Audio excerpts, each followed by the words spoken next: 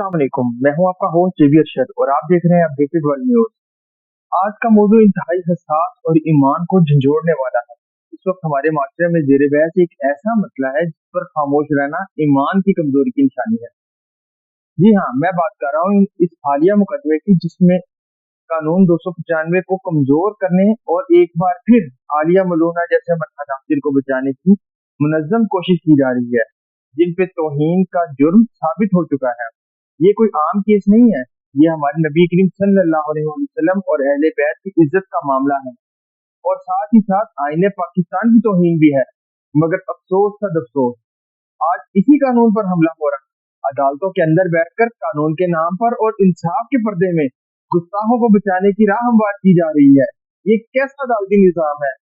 और सिर्फ एक फरीक को सुना जाए, ये कैसा इंसाफ है? जिन गुस्ताखों के खिलाफ शवाहिद मौजूद है, जिन्होंने सोशल मीडिया पर दीन इस्लाम और रसूलुल्लाह सल्लल्लाहु अलैहि वसल्लम की शान में सरीहन गुस्ताखी करते हुए आईने पाकिस्तान को पामाल किया, इनके हक में वकला के दलाइल तो घंटों सुने जाए, मगर जो वकील आइन की हिफाजत कर रहे हैं इन्हें सुना ही ना जाए।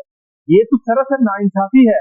295 के खिलाफ साजिश है और 295 को बदनाम किया जा रहा है। कहा जा रहा है कि इस कानून का गलत तरीके से इस्तेमाल हो रहा है। लेकिन सवाल ये है कि 295 ने क्या कभी किसी बेगुनाह को सजा दी है, या ये ऐसा सिर्फ गुस्ताखों को सजा से बचाने के लिए कर रहे हैं? आसिया मलूना के बाद अब एक और कोशिश की जा रही है कि अब हम नबी करीम सल्लल्लाहु अलैहि वसल्लम की इज्जत को सियासत के स्पुर्द कर दें। क्या शरीयत मोहम्मदी सल्लल्लाहु अलैहि वसल्लम अब अदालत के कमरे में कमजोर पड़ चुकी है? ये वक्त जागने का है, आवाज बुलंद करने का है। ये वक्त अपने हक की बात पहुंचाने का है, अदालत के दरो दीवार को झंझोड़ने और हर इस शख्स को आईना दिखाने का है जो नबी करीम सल्लल्लाहु अलैहि वसल्लम की नामोज पर सियासत या जाती मुफाद या बैनुल अक़वामी दबाव की बुनियाद पर समझौता करना चाहता है। याद रखें, ये कोई आम कानून नहीं है, ये उस हस्ती की हुर्मत का कानून है, उसकी तहफ़्फ़ुज़ का कानून है जिसकी मोहब्बत ईमान का हिस्सा है। आज अगर हम खामोश रहे तो कल को ये कानून भी खत्म कर दिया जाएगा और हर गुस्ताख आजाद होगा।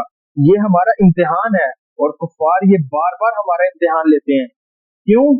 क्योंकि वो हमारे ईमान का लेवल चेक करते हैं कि इनका ईमान किस हद तक कमजोर हो चुका है। इनके दिल से नबी करीम सल्लल्लाहु अलैहि वसल्लम की मोहब्बत, अल्लाह की मोहब्बत और दीन इस्लाम की मोहब्बत कितनी रह गई है और कितनी खत्म हो गई है। वो बार बार इसको चेक करते हैं ताकि मुसलमानों को मुकम्मल तौर पर दबाया जा सके और वो अपने एजेंट्स के जरिए ये कोशिशें बार बार करते हैं। आखिर में सिर्फ इतनी बात कहूंगा, ये हमारी गैरत का मसला है, हमारे ईमान का मसला है। अगर आप भी इस गुस्ताखी के खिलाफ हैं तो मेरी आवाज के साथ अपनी आवाज मिलाएं, आवाज बुलंद करें, सच को आम करें। फिर मिलते हैं किसी और दिन किसी और खबर के साथ। मुझे दे इजाजत अपने होस्ट जेबी अरशद को। अल्लाह हाफिज।